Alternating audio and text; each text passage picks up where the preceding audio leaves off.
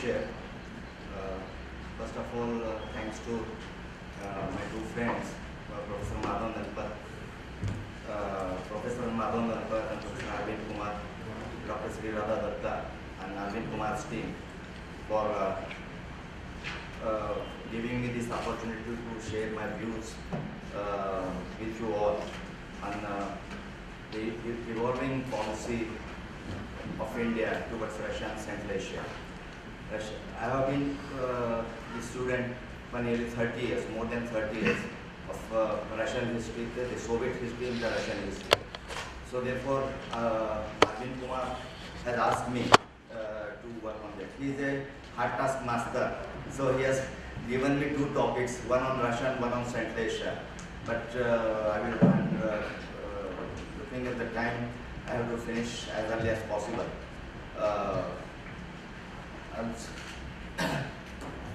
The chairman has asked me one question about this. Looking at the policy which NATO has adopted towards Russia. Yes, you just said that Russia is a very assertive player in the global affairs, and as far as oil prices are concerned, less than $50 per barrel in last couple of months. It's I think that has impacted on Russian economy. Put Russian economy in a deep crisis. There's no doubt. But Russia is thinking some otherwise also, because as I said, it's a very assertive power. I don't want to go into detail, but I will talk in between about this also, because my topic would be this India's policy towards Russia first. I think there are three milestones in Indo-Russian relations. First is 1971 Friendship Treaty, which was signed in August 1971. This India signed the Treaty of Peace, Friendship and Cooperation with the then Soviet Union in 1971. And I feel that this treaty was a response to the continuing US tilt towards Pakistan and the beginning of a Washington-Beijing entente. President Nixon's then National Security Advisor, Henry Kissinger, went secretly to Beijing via Islamabad a month before India signed the treaty with the Soviet Union. The second, I think that it was the November 1986 treaty which was signed between Mikhail Gorbachev and Rajiv Gandhi. This is called the Delhi Declaration. And the third, I think, this is in post-Soviet period. It was in 2000 October when President Putin signed an strategic partnership with India. And this initiative was not taken by India but Russia itself.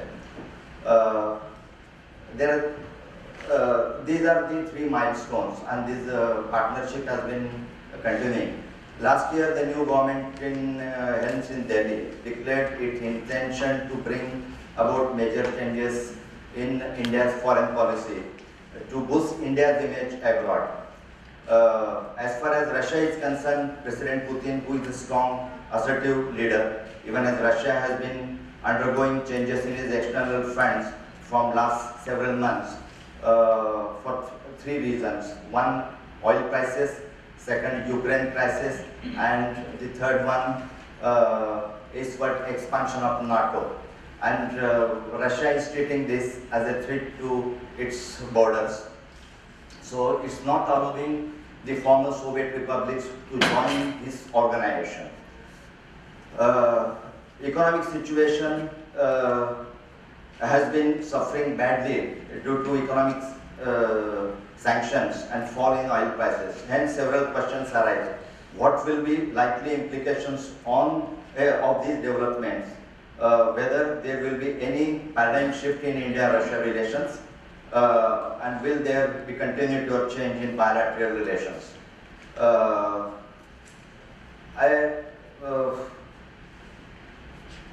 I feel that India's relations, what should be India's relations? This is first the trade relations, then defense sector, then energy, then nuclear power, cooperation in nuclear power. I think that's India's weakest link with this India's relations with Russia. I think the weakest link in these relations is the trade relations. Despite good political and cultural linkages with Russia, we failed to grow our economic relations. The trade is between 10 to 12 billion dollars, but I don't think so, because there are so many contradictions also in that. And India's trade with Russia remains, as I said, the weakest link, despite policy declarations were made to improve the relations time to time. Indian government created their special and privileged strategic partnership that will continue to grow in strength and relevance in the changing world. Unlike in the past, Russia is no more a major trading partner of India. And everyone should know that after the disintegration of the Soviet Union in 1991, India has lost nearly 1/3 of their export to the former socialist world and then the Soviet Union. And the student should know one thing, that when I was there when the Soviet disintegration took place, that it was an illegal act actually. The Russian president, the Ukrainian and the Belarus president gathered together in Minsk and declared unilaterally that we are no more with the Soviet Union. So therefore and without informing its president Mikhail Gorbachev. And Mikhail Gorbachev came to know through President Bush, American president, that Soviet Union is no more. And other republics in Central Asia, 5 republics, and the 3 Caucasian republics and Moldova had no other option but to declare themselves as independent states. So therefore Russia is Russian President Boris Yeltsin is responsible for this, and now these 2 countries, Russia and Ukraine, are fighting with each other on so many issues. In 2012, bilateral trade touched more than $12 billion, but last year the trade turnover crawled back to around $11 billion. I feel that this poor turnover in the trade and economic relations are due to lack of interest of some sections of Russian business to placing operations. They want to do business with the Western countries. Don't feel according to some estimates that there was no one a rich Russian in first 100 richest people in the world. But by 2001 there were 16, and now by 2013 there were 22 Russians who are in the richest list, and they are very rich. And how they became so rich? Because of this unique Russian privatization. And in one night, there's Russian policymakers,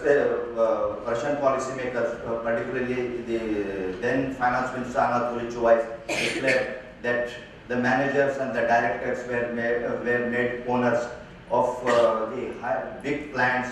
Nearly 50,000 people, 40,000 people were working in that, and so they became so rich in that. So in that case, we can say that was a unique. I said there's a privatization which took place in Russia, and there are mafias also. I have experienced such kind of so many incidents in Russia. We were feeling very safe during the Soviet period, but after the disintegration in post-Soviet period, it was very difficult to walk on the streets even in the evenings also, because youngsters used to attack us, particularly the foreigners, and they were asking dollars. And their economy, particularly ruble, the local currency had absolutely no value, and they were running in dollars only. During the last decade, the exchange of visits by trading organizations has made little impact, so there is much more than to be done in order to explore the potentialities that both can offer. So in that case, what I feel that I have some, I've done some research in that, and after that I came to know that we can do something together with Russia. This means India can assist Russia through its IT software knowledge based for Moscow software programs. India has experience in complete process building from research to full cycle product release in IT sector. And it was not surprising that when Vladimir Putin, the president, went to Bangalore and had signed some agreements, but unfortunately still these agreements are on paper. Russia wants to invest in small and medium startup business in India. For example, Eurasian of Digital Sky Technologies, an investment fund company, has invested $250 million in Flipkart, the Indian online retailer company. The company is planning to invest nearly $9 to $10 million in Mumbai-based housing real estate. And such investment in e-commerce sector in India must be encouraged. But they are telling me that when I had a talk with them, they are telling that these Indian bureaucrats are taking a very long time in that. And we have seen this, how the Sistema, the company, the communication company, was stopped its operation, was forced to stop its operation in India. And the ambassador of Russian Federation in Delhi then threatened, and even he directly said on TV, on a channel, that if Indian government does not allow us to operate in India, then this will impact on Indian investment in Russia. Insurance of Indian companies is another sector where Russian insurance companies can be encouraged to invest. Siberia is opening up for development, and India must invest in energy, both exploration and drilling. Is pharmaceutical. Siberia has unique hubs where India can share our own knowledge on Indian hubs and jointly produce medicine and cosmetic products. And the Himalaya Drugs, the company, is working in this direction. My friend Surjit Singh, I shared a room with him for nearly 10 years. He is working in this direction. I know the success story of that. Indian tea and coffee, which are already popular in Russia, must market itself in regions like Russia and Far East and some other regions also. Indian leather quality is better, has huge scope in the shoe and other apparel industries market, but Chinese shoes are very popular in Russia now. And one more field, this agriculture. India is a primary sector, India's primary sector. If India and Russia decide to concentrate on the agriculture sector in India, both sides stand to reap collaborative benefits. While India can eye for more achievements in agriculture sector, Russia will manage an entry into smaller regions of India. So region to region contact is a must, and pilot projects between the regions can be initiated in this direction. Here Punjab and Haryana can take an initiative there.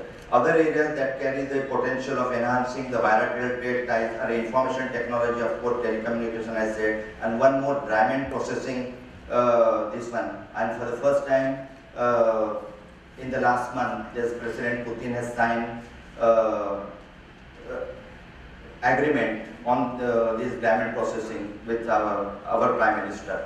And from this, they hope that nearly 500,000 people will get employment, particularly in Mumbai and Surat. But they should not concentrate on Mumbai and some other, but they should go to other parts of India also.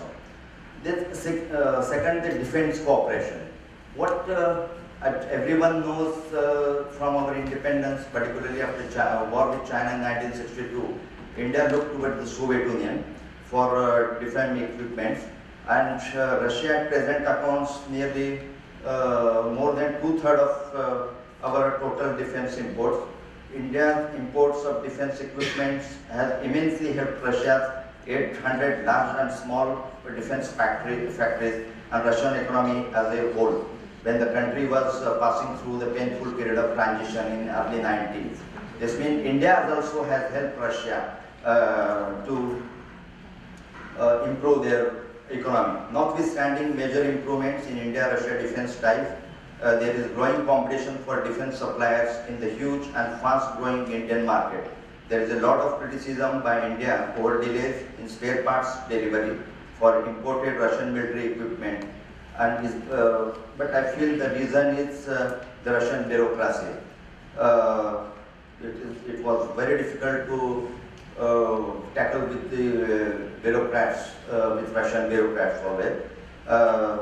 The business operation through Rosaboron Export, which is the major company, the state-owned company, which operates all the trade with other countries, and that results in delays and also results in demands for very high cost. And I think Admiral Gorshkov is the recent example of that. There is also, but Russians say that Indians are demanding some renovations in that and some other improvements to be done in, so therefore we are taking a long time in delivering this Admiral Gorshkov aircraft carrier. So there is also a clear need to align servicing operations and provide technical maintenance for Russian equipment through the end of service life. There are many prospects in this field. The license production between the two countries will only be so far in terms of modernizing its military. Both countries should mutually work on design, manufacturing, and then field cutting-edge military technologies together. But this is a hugely expensive enterprise. It requires a highly skilled workforce, the necessary machine tools, purpose-built factories, and above all, a broad defense industrial base. Joint research with Russia, weaponry such as scaled-down versions of BrahMos missile and production of counter-surveillance equipment for border security, combined war games exercises such as Indra. And yesterday, Dr. Lawrence Prabhakar has a detailed told about this. He has mentioned all these things, BrahMos and Indra.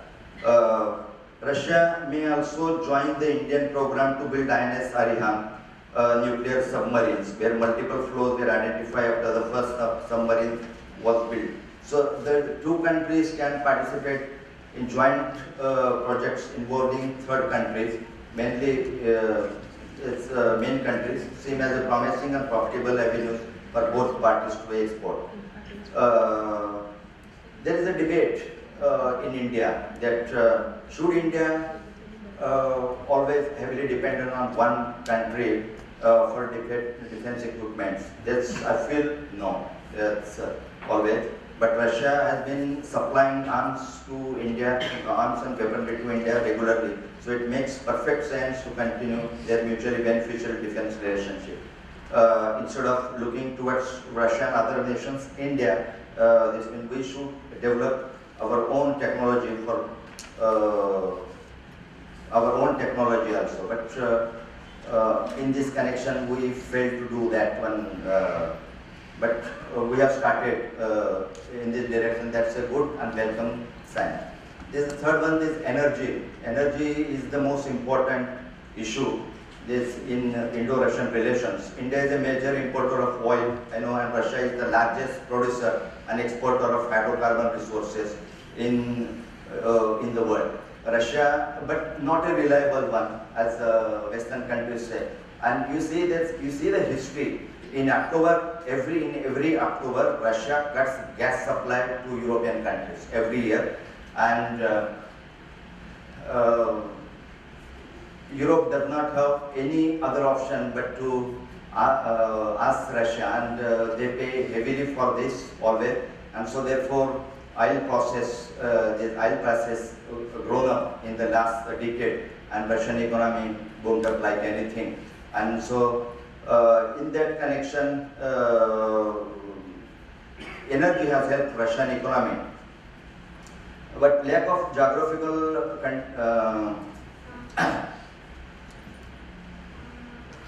has become a major bottleneck in bringing both the countries closer. Having invested in Sakhalin-1 over $2.75 billion, India is seriously planning to invest in Sakhalin-3, which will enable India to import about 50 million tons of oil, which has taken keen interest.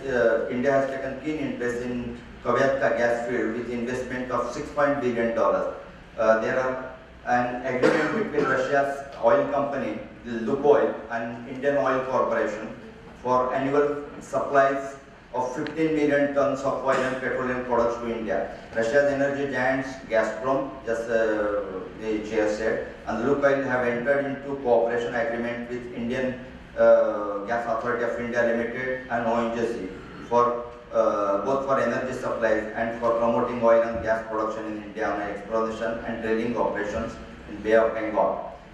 Reliance Energy has shown interest in investing in energy sector also.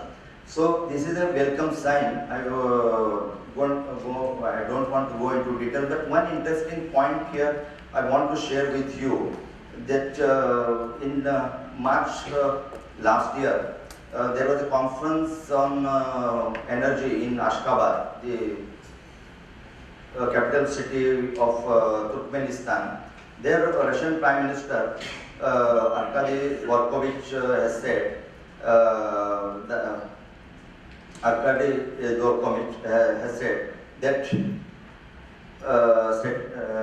said that the Russian companies will be interested in Tapi project of nearly, which is 1800 kilometers to supply 30 billion cubic meters of gas to South Asia, particularly India. In reality, it is a risky project considering volatile situation prevailing in the region and is not a reality in the short term. What I feel, but policymakers in the Ministry of External Affairs are telling that these projects will get over by 2017, but I am doubtful in that. In reality, it is a risky investment. Instead, that I feel that Dvorkovich should invite Russian companies to invest in North-South energy corridor to supply energy by passing through Iran, connecting the Caspian Sea in the north and Bandar Abbas of Iran in south. Russia, Azerbaijan, Central Asian states, Iran will be benefited by exploring energy to India and Southeast Asia, and directly it can go to Southeast Asia also. So therefore, there are so many projects in hand, and recently India is planning to build one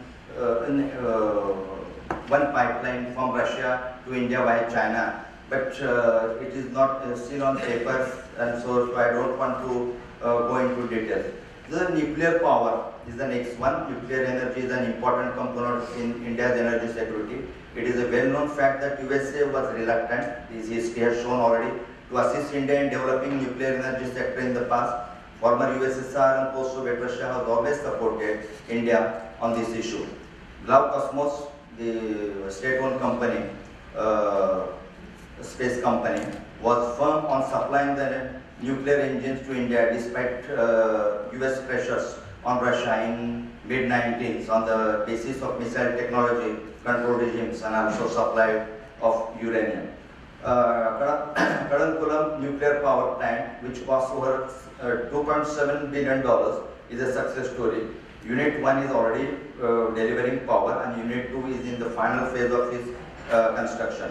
Russia has supplied 60 tons of uranium to India, which was denied by the West in the past. Russia will be involved in building several more nuclear plants in the east coast of India. Haripur is the new destination. Haripur in West Bengal will be the new destination. Consistency in cordiality have been hallmark of India-Russia relations. However, changing dynamic global context and factors impacting national interest have brought about symptoms of changes in relation between India and Russia. In Russia's look-east policy, China has overtaken India in Russia's foreign policy priorities. There is no conflict of interest and there is no paradigm shift in India-Russia bilateral relations. So they should do something, something together, and in that case, India should see how they have to do in this direction.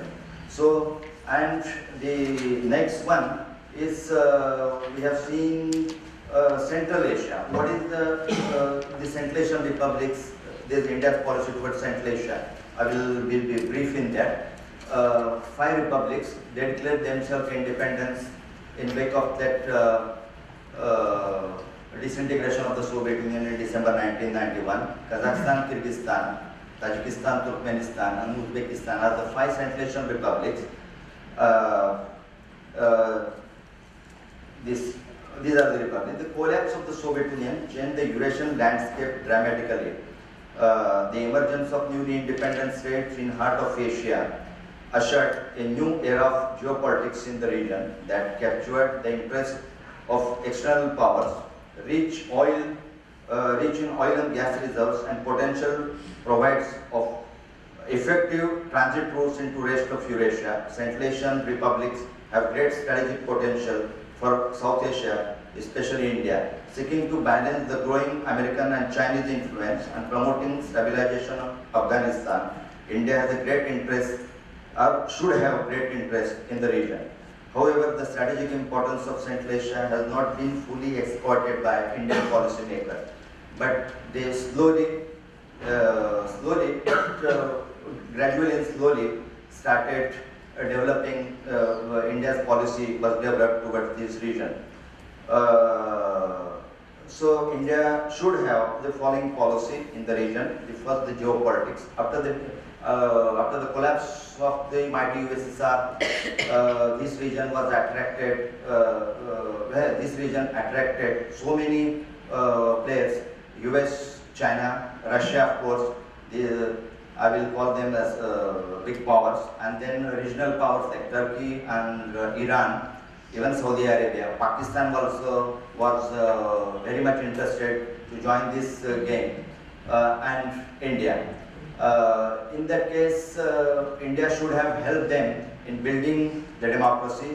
We should have helped them share our experience, and should have exploited the market also. But India failed to do that.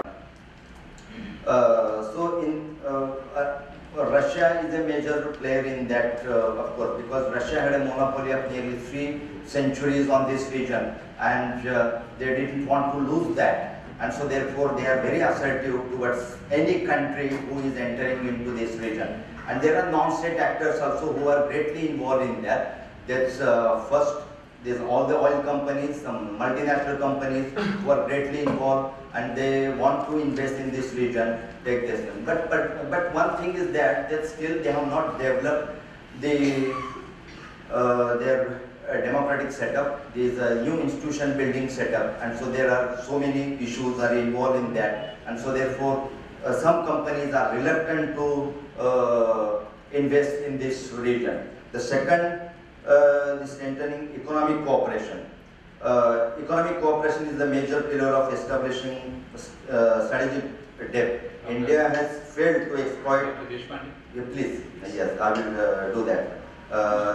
India has failed to exploit the vibrant consumer market in that, and our trade balance is just nearly $500 million only this season.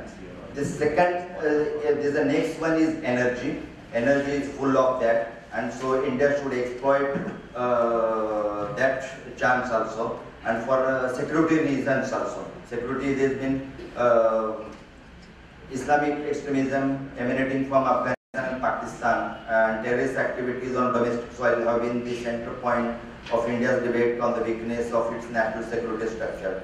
The Central Asian republics have experienced a rise in terrorist activities in early 90s and the first decade of this century. The proximity of Central Asia to Afghan borders has raised the possibility of spillover of extremist activity in this region. But drug trafficking also is a threat to the security. So India should join CSTO and some other organizations to fight this such type of negative element in the country. And lastly, in conclusion, I must tell that for India, the priority in the region should not be to seek the role of regional hegemon, but to adopt policies that forge partnership within the power structure of the region. Thank you very much.